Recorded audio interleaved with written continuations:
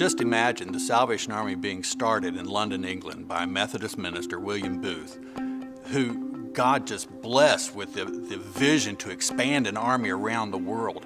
And in just 12 years, without modern transportation like we have today, without telephone or radio or television, and just by steamship, really, coming across the Atlantic, having the Salvation Army locating from London to New York, and then from New York in just 7 years to 15 states in the United States, including North Carolina. So that by 1887, here we are in Raleigh, North Carolina, doing Salvation Army ministry in a local prison, and with 500 inmates receiving the Word of God. It's phenomenal growth that was blessed by God.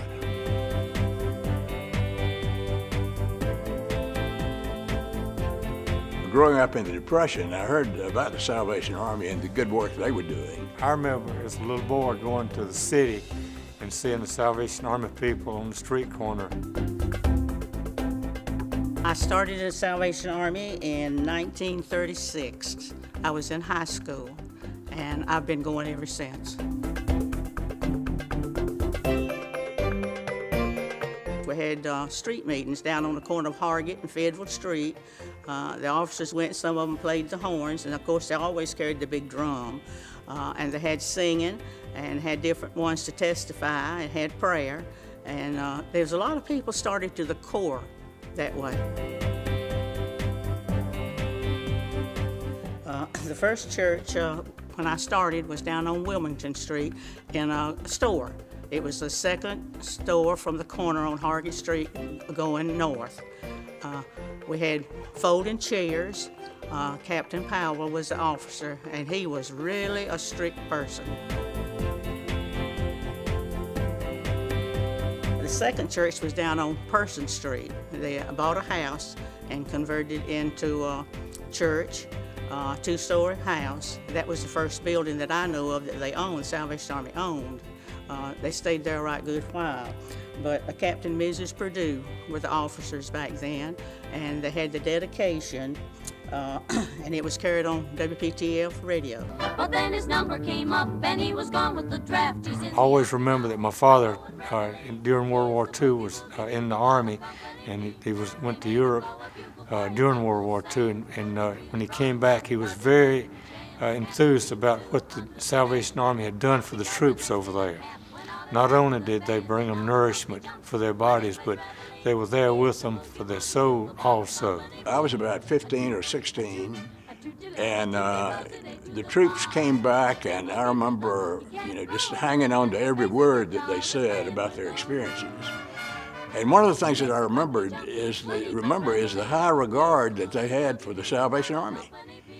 And they talked about the Salvation Army just being there under extraordinarily bad conditions, that they were always available. And it made an impression on me. Then at Christmas time, there was no shopping centers. So downtown was the only place to shop. It only stayed open 2 weeks till 9 o'clock before Christmas. But of course we always had the kettles out, and it was all volunteer then. Most of the high school kids that was coming to the Corps worked the kettles. There was one in front of Grant's, one in front of McClellan's, one in front of Belts, and one in front of Charles' store. Now most of those stores not even there anymore. And we thoroughly enjoyed it. We didn't even think about no pay. It was just enjoyment to us to get out, and the joy of the people at school coming by and talking to you, your teachers coming by and talking to you and see what we just thoroughly enjoyed it. One of my buddies from my Sunday school class was ringing the bell and had a cup of coffee, and the lady came in and put a dime in the cup of coffee.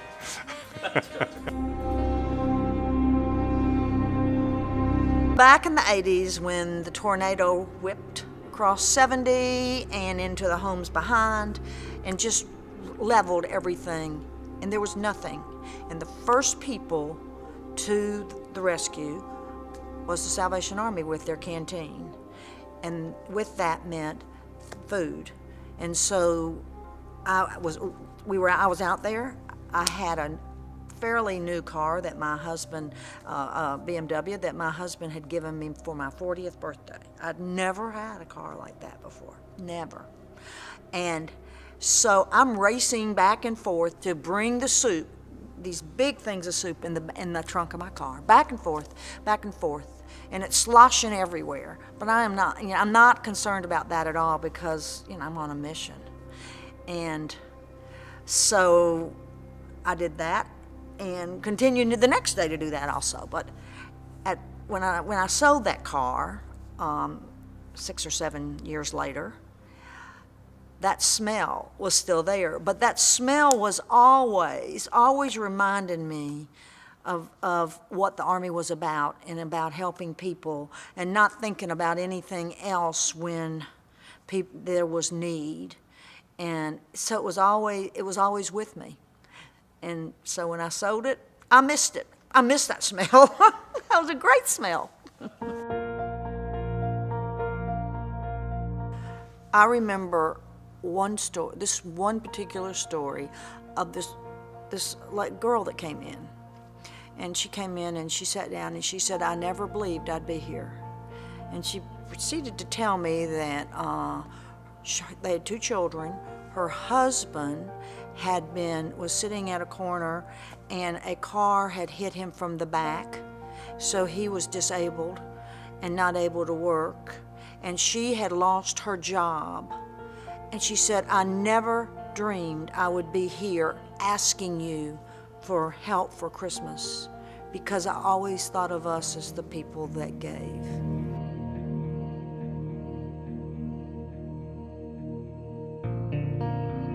Every year, we would have to go to the United Way, hat in hand, and we're asking for additional funds for this or that. And the United Way, wants to know what you're doing and who you're doing it with. And so we would amass all of this data about, the number of people served and the number of meals and so forth and so on, as well as just budgetary things. We would be preparing for this, and there would always be an Army officer or something, someone around that would be crunching all these numbers and doing all this stuff that would quietly remind us that these were real people and that this was happening in our, in our city, our town. And it would always make you just pause because it wasn't just arguing a case to the United Way. It was helping people.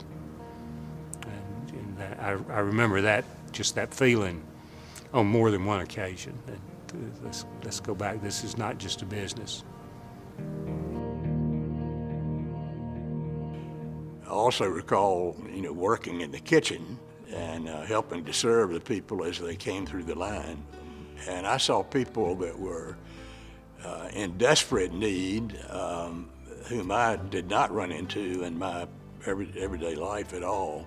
And I don't think they have changed. I think you still have the same type people. There'll always be those among us who are in need, and the Army will always be there. Those basic services include today feeding those who are hungry, sheltering those who need shelter, providing clothing and staple goods for those who need those things in their homes and in their lives, meeting the needs of people who are caught up in human trafficking, meeting the needs of kids in after-school and continuing education programs and helping them to succeed in school, providing educational and recreational opportunities for young people. And as much as anything, just providing hope to those who need encouragement.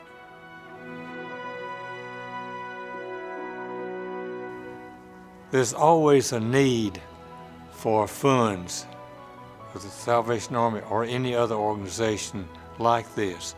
But there's also a need for people, for hands-on work and hands-on involvement. So I would encourage people not only to think about putting in the kettle at Christmas time and maybe writing a check at other times, but getting involved with some of the programs of the Salvation Army. The Army people would love to hear from anybody that has any time that they could devote to some of the worthwhile causes that Salvation Army is involved in our community.